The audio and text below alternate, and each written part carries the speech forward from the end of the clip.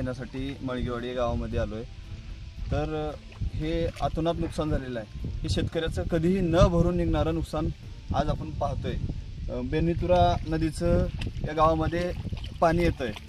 या पाण्यामुळं का नाही जवळपास 2-3 हेक्टर जमीन या शेतकऱ्यांची इथं या पाण्यामध्ये गेलेली आहे। त्याच्यामुळं हे कुणीही किती मदत केली तर ती पुरणार नाही, तुटपुंजी आहे। कारण 50 लाख रुपये जरी या सरकारनं मोबदला दिला तरी सुद्धा ते भरून निघणार नाही। कारण इतकी माती गेलेली आहे, भरपूर प्रमाणात मोठ्या प्रमाणात माती गेली।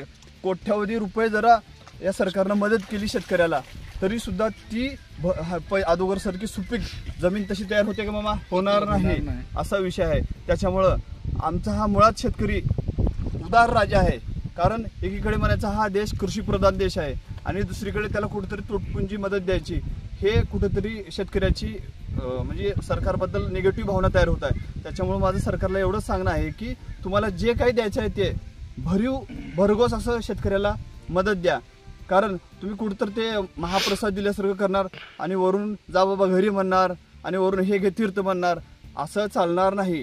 तुम्हाला जर खरंच जर शेतकऱ्याचा कळवळा असेल, जर खरंच तुम्हाला जर शेतकऱ्याची भावना जपायची असेल तर तुम्ही या सरकारने भरघोस असं अनुदान किंवा मदत या सरकारने शेतकऱ्याला दिली पाहिजे। कारण शेतकरी हा उदार आहे आमचा। कुठलाही एखादा पाहुणा आला आमच्या गावामध्ये किंवा आमच्या परिसरामध्ये शेतीच्या, तर आमच्याकडे जे काही असेल शेतामध्ये केळी असेल, शेंगा असतील, बोरं असतील, काही असेल तर आम्ही आमची शेतकऱ्याची जात त्यांना पोत्याने देण्यासारखी आहे। मग आता सरकारला आम्हाला देण्याची वेळ आली आहे। त्याच्यामुळं सरकारने सुद्धा आम्हाला भरभरून दिलं पाहिजे। कुठेतरी आमचं त्या याच्यावरती बोलवण करू नये। त्याच्यामुळे मग सरकारला विनंती आहे की तुम्हाला द्यायचं असेल तर भरघोस द्या। कारण तुम्ही कुठेतरी ते तुटपुंज देऊन खुश करण्याचा प्रयत्न करू नका, त्याच्यानं काही साध्य होणार नाही। कारण हा जगाला पोचणारा आम्ही आहे, शेतकरी राजा आहे। त्याच्यामुळं या पिकणारं सगळं आम्ही तुम्हाला देतोय। दूध असेल, धान्य असेल, फळं असतील, भाज्या असतील। जर आता आम्ही सगळ्या शेतकऱ्यांनी एकदा हे केलो, तुम्ही जर आम्हाला भरीव निधी देत नसाल तर आम्ही असा निर्णय घेऊ भविष्यात की बाबा आम्ही पिकवणार फक्त तर आमच्या घरच्या पुरतच, आमच्या कुटुंबाला लागणार तेवढं, मग तुम्ही काय खाणार? आम्ही जर शेतकऱ्यांनी जर मिळून घेतला असा निर्णय की फक्त आमच्या घरच्या पुरतच पिकवणार आम्ही, पुन्हा बाजारात आमचा मालच विकणार नाही मी, मग तुम्ही काय खाणार? हा सरकारला माझा सवाल आहे। त्याच्यामुळे हे नेते मंडळी वगैरे येतात, मग हे तुम्ही खावा की निधी खावा, कोट्यानं खावा, नोटाचे बंडल खावा। कारण तुम्हाला आम्ही धान्य देणार नाही, तुम्हाला ज्वारी देणार नाही, गहू देणार नाही, बाजरी देणार नाही, तुम्हाला खाण्याचं धान्य आम्ही देणारच नाही। मग तुम्ही काय खाणार त्यावेळेस? मग नोटा खावा, लाखोचा निधी खावा। मग त्याच्यामुळं हा संताप आहे आमच्यामुळे। तुम्हाला द्यायचंच असेल तर भरघोस द्या शेतकऱ्याला, ओला दुष्काळ त्वरित जाहीर करा। त्याच्यामुळे एकीकडे म्हणायचं कृषीप्रधान देश आहे, पण या देशातल्या शेतकऱ्याची हालत काय बघितलं तुम्ही?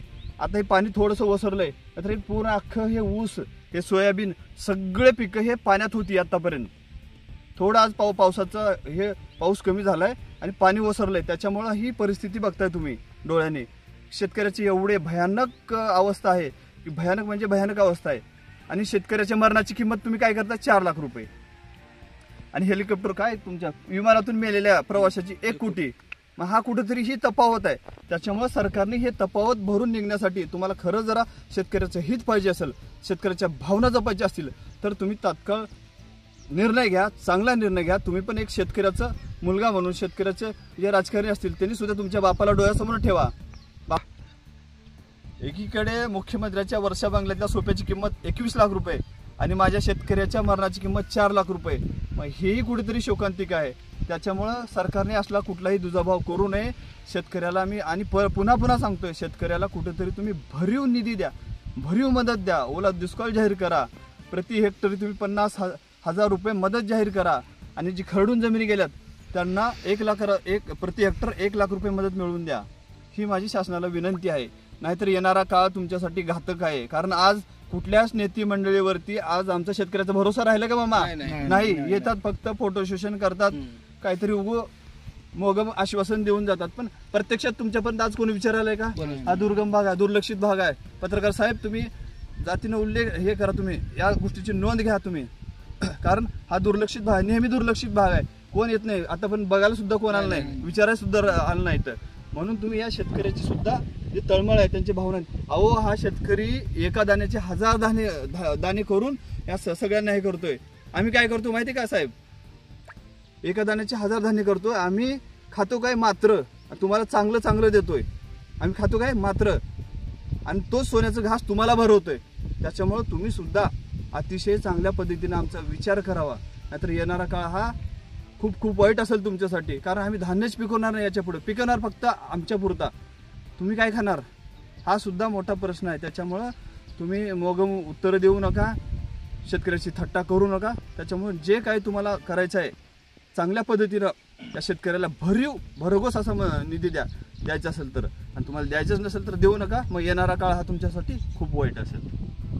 नमस्कार, मी राहिल पटेल. महाराष्ट्र रफ्तार न्यूजच्या बातमीपत्रामध्ये पुन्हा एकदा हार्दिक स्वागत आहे. मी या ठिकाणी धाराशिव जिल्ह्यातील उमरगा तालुका मळगेवाडी या ठिकाणी सध्या मी उपस्थित आहोत. आणि तुम्ही पाहू शकता की शेतकऱ्यांच्या हातात सध्या सोयाबीन आपल्याला दिसून येत आहे. आणि आम्ही सध्या तुम्हाला मी दाखवू इच्छितो की मळगेवाडी गावात आहोत. इथल्या शेतकरी बांधवांवर आलेल्या नैसर्गिक आपत्तीमुळे मोठे नुकसान झाले आहे. शेतकरी संकटात असून शेतकऱ्यांचे काय व्यथा आहेत आपण या जाणून घेण्यासाठी आज आपण इथे उपस्थित आहोत. आपल्यासोबत काही शेतकरी बांधव या ठिकाणी उपस्थित आहेत. आम्ही यांच्याशी जाणून घेऊयात की त्यांची काय प्रतिक्रिया आहे. काय नाव मामा तुमचं? बलबीर मानेकड. काय सांगाल तुम्ही, जे आता तुम्ही सध्या सोयाबीन घेऊन उभारला आहात हातामध्ये, एवढं नुकसान झालंय, काय सांगाल तुम्ही प्रशासनाला? प्रशासनाला काय कमीत कमी हेक्टरी भरपूर नुकसान झाल्यामुळे 50,000ची मदत सरकारनं करावं आणि आपलं हे कर्जमाफी द्यावं, एक सरकारला माझी विनंती आहे. तर आणखी काही शेतकरी आपल्या सोबत या ठिकाणी उपस्थित आहेत. आम्ही त्यांच्याशी पण जाणून घेऊयात की काय काय प्रतिक्रिया आहे. काय ना बघा? राजाराम पाटील. काय सांगाल तुम्ही? का साहेब, आता समजा पाण्यात सोयाबीन गेलंय तर सरकारनं पूर्ण कर्ज माफ करावं ही आमची अपेक्षा शेतकऱ्याची. आणि पूर्ण आम्हाला भेटायला आणली, तर तुम्ही आलो त्याबद्दल तुमचं आम्ही अभिनंदन करू. कोणच अधिकारी आपल्याकडे आला नाही, आणखीपर्यंत कोणीही अधिकारी आलेले नाही. कोण सर्वे करला नाही, काय नाही साहेब. ती पाणी होती इथपर्यंत, हे आजच उघडं झालं आहे. कोणाला माहिती दिली का नाही? आज माहिती दिली पण कोण जात नाही साहेब आमच्याकडे बघायला. फक्त येतात रोडवर बघतात पाणी आहे की म्हणतात, रोडवर परत जातात. किती कोण बघायला तिथपर्यंत कोणी पण आले नाही. प्रथम तुमच्या चॅनल आलं हे. आणखी आपल्यासोबत काही बांधव उपस्थित आहेत. आम्ही यांच्याशी पण जाणून घेऊयात की नेमकं काय प्रतिक्रिया आहे. यांच्या आता तुम्ही बघू शकतात की सोयाबीन जळून सगळं खाक झालेलं आहे. सरकारला माझी एक मम्मी पत्रकार नाही म्हणून, एक शेतकरीचा मुलगा म्हणून एक प्रश्न विचारतो की महाराष्ट्र सरकार, माननीय महाराष्ट्राचे मुख्यमंत्री देवेंद्रजी फडणवीस साहेब, शेतकऱ्यांचं काहीतरी करा. असं शेतकरी आत्महत्या करून घेईल याची पण काळजी घ्या. शेतकऱ्यांना वाचवायचं असेल तर पुढे काय निर्णय घ्या. शेतकऱ्यांची कर्जमाफी करा, असंच मी सांगतो. आणि आपल्यासोबत काही शेतकरी बांधव उपस्थित आहेत. आम्ही त्यांच्याशी पण जाणून घेऊयात. काय नाव दादा तुमचं? शरद गोविंदराव तळभोगे. तर काय सांगाल तुम्ही प्रशासनाला, एवढं नुकसान झालंय, नेमकं काय प्रतिक्रिया असेल तुमची? प्रशासनाला माझी एवढीच विनंती आहे, शेतकऱ्याच्या वतीने तात्काळ कुठला तरी निर्णय घ्यावा. शेतकरी कर्जमाफी करावी, हेक्टरी 50,000 अनुदान तात्काळ देण्यात यावं.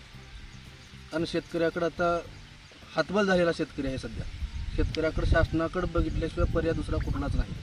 शेतीकडे तर काय राहिलंच नाही शेतात बघण्याजोगी. आता तुम्ही बघू शकता शेतीत काय अवस्था आहे आमची शेतकऱ्याची. एवढंच मला शासनाला. बरं, आणखी आपल्यासोबत काही शेतकरी उपस्थित आहेत. आम्ही यांच्याशी पण जाणून घेऊयात की त्यांची काय प्रतिक्रिया आहे. काय नाव तुमचं? नारायण विनायक वडरगे. बरं, काय सांगाल तुम्ही? सरकारने लवकरात लवकर शेतकऱ्यासाठी मदत करावी. शेतकरी मरतोय, मरणाच्या दारात आहे. सरकारने मिठावरती जखम लावून थोडीशी मदत करत आहे. ते शेतकऱ्यासाठी काही होणार नाही. पंजाब सरकार हेक्टरी 50,000 रुपये देते, तर सरकार हे आपलं महाराष्ट्राचं हेक्टरी 8,500 रुपये मंजूर करते. ते शेतकऱ्यासाठी पुरेसे नाही. तर शेतकऱ्याने तात्काळ मदत करावी, नाहीतर आम्ही इथंच जीव देऊन आत्महत्या करू. शेतकऱ्याला हे आश्वासन करत आहे. आपल्यासोबत बाळासाहेब माने यावेळी उपस्थित आहेत. आणि आता जसं की बाळासाहेब माने आपण म्हणलात की वर्षा बंगल्यावरती 21 लाखांचा सोफा आहे आणि शेतकऱ्याची किंमत 4 लाख आहे. हे नेमकं काय सांगाल तू? हा कुठेतरी दुजाभाव दिसतोय. कारण हे मंत्री बिंत्री यांना करते कोण? आम्ही करतो. हे आमच्या मतावर आमच्या पैशावर निवडून येतात आणि त्यांच्या ऐशोआरामासाठी 21 लाखाचा सोफा आणि आमच्या शेतकऱ्याच्या मरणाची किंमत 4 लाख रुपये, हे कुठेतरी आमच्या मनाला वेदनादायी वाटते. कारण आम्ही शेतकऱ्याची पोर आहोत, मग लढणं आमच्या रक्तात आहे. मग त्याच्यामुळं हे आम्हाला कुठेतरी संताप होतोय. त्याच्यामुळं अरे आमचा शेतकरी देशोधडीला लागला आहे. शेतकऱ्याच्या हातात आज काहीच नाही, काहीच उरलं नाही. खूप वाईट परिस्थिती आहे साहेब. आजचं चित्र महाराष्ट्राचं संपूर्ण वेगळं चित्र आहे. एकीकडे म्हणायचं हा देश कृषीप्रधान आहे. कसला कृषीप्रधान? आणि त्या शेतकऱ्याची तुम्ही थट्टा लावली का? काय लावले तुम्ही शेतकऱ्यासोबत? हे चालणार नाही. त्याच्यामुळे तुम्हाला जो काही विचार करायचा शासनाला, हे सगळं राज्य शासनाच्या हातात आहे. तुम्ही जो काही जसं तुम्ही तुमचे मंत्री आमदार खासदार फोडण्यासाठी किती पैसे दिले होते, तसंच भरीव निधी शेतकऱ्यासाठी हे करा ना. तुम्ही एक आमदार फोडण्यासाठी करोडो रुपये दिले, तशाच पद्धतीची एक वेळेस उदार व्हा ना तुम्ही शेतकरी राजावरती. एक वेळेस उदार व्हा तुम्ही. तुम्हाला नेहमी शेतकऱ्यांना भरभरून द्यायचं सगळ्यासाठी. शेतकरी आतापर्यंत सगळ्यांना हा शेतकरी भरभरून देतोय. मग आता वेळ आली आणि हीच योग्य वेळ आहे सरकारला शेतकऱ्यासाठी काहीतरी करण्यासाठी. हीच ती वेळ आहे. आज प्रचंड दुष्काळ आहे. कधी आसमानी संकट आहे, कधी सुलतानी संकट आहे. त्याच्यामुळं नेहमी हा मराठवाड्यामध्ये कोरडा दुष्काळ असतो. आता ओला दुष्काळ आहे. म्हणजे नेहमी सातत्याने हा शेतकऱ्यावरतीच अन्याय. अरे मधला दलाल आमचे पैसे शेतकऱ्याचे पैसे खाऊन तो मोठा होतो, पण आमचा शेतकरी हेच आमच्या शेतकऱ्याच्या मुंडक्यावरती मानगुटीवरती पाय ठेवून हे बलदंड मोठे होतात, प्रचंड मोठे होतात आणि शेतकऱ्याला कुठेतरी झाडं वाजवून येटोळ्या दाखवतात. हा प्रकार कुठेतरी अन्यायकारक आहे. त्याच्यामुळं या राज्य शासनाने सगळं हे राज्य शासनाच्या हातात आहे. कारण केंद्रातसुद्धा त्यांची सत्ता आहे. त्याच्यामुळं शेतकऱ्याकडे त्यांनी सहानुभूतीपूर्वक विचार करावा. कुठलाही फडणवीस साहेब मोदी साहेब तुमच्या मनामध्ये कुठल्याही शेतकऱ्याविषयी किंतु हा विचार न बाळगता तुम्ही तात्काळ भरीव भरघोस अशा पद्धतीचा मदतीचा हात आज शेतकऱ्याला देणं तुम्ही अपेक्षित आहे. एवढं सांगू. महाराष्ट्राचे मुख्यमंत्री माननीय देवेंद्रजी फडणवीस साहेब, माझा एक प्रश्न आहे तुम्हाला की मी एक पत्रकार नसून म्हणून एक शेतकरीचा मुलगा. आज शेतकरी इतक्या संकटात आहे. काहीही प्रश्न न विचारता तुम्ही याचा का शेतकऱ्यांची तात्काळ मदत करावी व शेतकऱ्यांचा सरसकट कर्जमाफी करावी, ओला दुष्काळ जाहीर करावा. राजाराम पाटील आपल्यासोबत या ठिकाणी उपस्थित आहेत आणि आम्ही त्यांच्याशी आणखी एक प्रश्न जाणून घेणार आहोत. काही त्यांची प्रतिक्रिया आहेत, ते पण आपण जाणून घेऊयात. काय सांगाल तुम्ही? बघा साहेब, सध्या शेतकरी अशी हालली आहे. सध्या घरी खायला काही ताण राहिलेलं नाही. शेतात पाणी आहे, सोयाबीनमध्ये पाणी आहे, तर शासन आमच्याकडं लक्ष देत नाही. एखादं परवा इथं आत्महत्या करून एक माणूस मिळाला तर 4 लाख रुपये त्यांना दिले आणि मुख्यमंत्र्यांच्या वर्षा बंगल्यावर 21 लाखाचं सोफासेट आहे. ही कुठली प्रथा? जर मुख्यमंत्र्यांच्या मनातच द्यायचं आलं तर त्यांनी कुठलाही विचार न करता शेतकऱ्याला भरघोस असं बिहारमध्ये जसं तुम्ही लाडक्या बहिणीला इलेक्शनच्या पुढे 10,000 रुपये देता, शेतकऱ्याला 50,000 रुपये देता आणि आमच्यात इलेक्शन झाल्यानंतर पैशाचं सोंग करता येत नाही असं अजित पवार म्हणतात आणि इलेक्शनच्या पुढे म्हणतात असं. तर इलेक्शन झाल्यानंतर काहीच बोलत नाहीत. तर शासनानं ताबडतोब आम्हाला भरीव अशी मदत करावी, नाहीतर आमच्याकडे आत्महत्या केल्याशिवाय काहीच पर्याय राहिलेला नाही. तरी मुख्यमंत्री साहेबांनी याची लवकरात लवकर दखल घेऊन कुठलीही निकष न लावता सरसकट कर्जमाफी करून सर्व शेतकऱ्यांना भरघोस अशी मदत दिली तर शेतकरी हा वाचू शकतो. नाही म्हटलं तर लई अवघड आहे साहेब. आम्हाला आत्महत्या केल्याशिवाय काहीच पर्याय उरलेला नाही. अरविंद बिराजदार हे उपस्थित आहेत, आम्ही यांची पण प्रतिक्रिया जाणून घेऊयात. काय सांगाल साहेब? आम्ही बँकेकडून लोन काढून आम्ही पेरणी केला आणि बँकेचा आम्हाला दररोज हे फोन येतो लोन भरा म्हणून. आम्ही कशाने लोन भरायचं? आणि पहिलं सरकार आम्हाला इलेक्शनच्या पहिलं म्हटलं तर कर्जमाफी करतो म्हणून, तर तिने कर्जमाफी आज दादा म्हणतात की पैसे भरा. आम्ही कुठून पैसे भरावं? तुम्हाला बँकेतून फोन किती दिवस झाले येत आहे? आम्हाला मागे 6 महिन्याच्या पूर्वी फोन आला होता. आम्ही काही लोन भरलं नाही, पण अजून बी आता लोन भरल्याशिवाय काय पर्याय नाही. आता असं नुकसान झालं, आम्ही कुठून लोन भरणार? बरं, आता बँकेवाले काय म्हणतात तुम्हाला? बँकेवाले लोन भरा म्हणतात. हां, किती फोन करतात अजून? आता दररोज शेतकरी जे आहेत बँकेच्या हप्त्यावाल्यांचा यांना फोन येत आहे. आणि सरकारची काही मदत आणखी यांना मिळालेली नाहीये. तर याच्या पुढे पाहायचं एवढंच आहे की महाराष्ट्र शासन काय करणार शेतकऱ्यांचं. आपल्यासोबत मुकेश कदम या ठिकाणी उपस्थित आहेत. आम्ही यांची पण प्रतिक्रिया जाणून घेऊयात की काय सांगाल. 2022मध्ये ज्या वेळेसला दुष्काळ पडला होता त्यावेळेस देवेंद्र फडणवीस साहेब यांनी सांगितलं होतं की कर्जमाफी द्या म्हणून, आणि त्यांचं सरकार आल्यामुळं म्हणजे देवेंद्र फडणवीस साहेबाचं सरकार आलं तर त्यांनी कर्जमाफी देतो असं बोलले होते. पण आत्ता त्यांचं सरकार आलं आहे आणि त्यांना आत्ता कर्जमाफी करण्याची वेळ आलेली आहे आणि ते आता पैशाचं सोंग करता येत नाही, हे करता येत नाही, ते करता येत नाही म्हणतात. त्यांनी शेतकऱ्याच्या जीवाशी खेळतात. तसंच बँकेत विमा अनुदान पडल्यानंतर कर्ज काढलेल्या खात्यांना ते NPK काहीतरी म्हणून करतात. त्यांनी खातं बॅन केलेलं आहे, त्यांचं खातंसुद्धा चालू करता यायला पाहिजे. आणि त्यांचं म्हणजे विमा अनुदान उचलता येत नाही कारण ते पहिलं कर्ज भरा नंतर पैसे उचला असं त्यांचंसुद्धा म्हणणं आहे बँकवाल्याचं.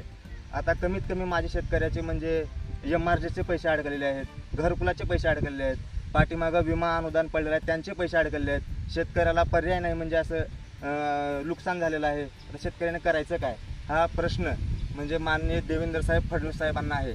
त्यांनी उपाशी राहू शकतात का? शेतकरी आता सध्याच्याला उपाशी आहे. हे बघा परिस्थिती. आता सध्याच्याला सोयाबीन जर बघायला गेलं सध्याच्याला वापून गेलेलं आहे आणि या आता सोयाबीनमध्ये काहीच उरत नाही. आता सध्याच्याला कुजून गेले सोयाबीन हे.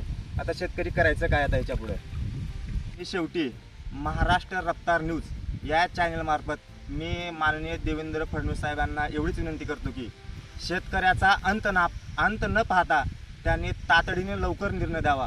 तंटूटपुंजीच्या हिशोबानं पैसे न देता भरघोस अशा पद्धतीनं मदत केली पाहिजे.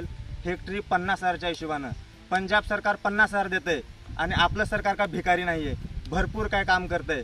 सोप्यासाठी 50-50 लाख रुपये 21-21 लाख रुपये खर्च करतंय. आम्हा शेतकऱ्यासाठी दिलं तर का शासन मरणार नाही. त्यांनी तात्काळ निर्णय करावा आणि दिवाळीच्या आधी शेतकऱ्याच्या अकाउंटला पैसे जमा करावे एवढीच विनंती मी माननीय देवेंद्र फडणवीस साहेबांना करतो. ओला दुष्काळ जाहीर करून कर्जमाफी झालीच पाहिजे असं त्यांनी लवकरात लवकर GR जाहीर करावा.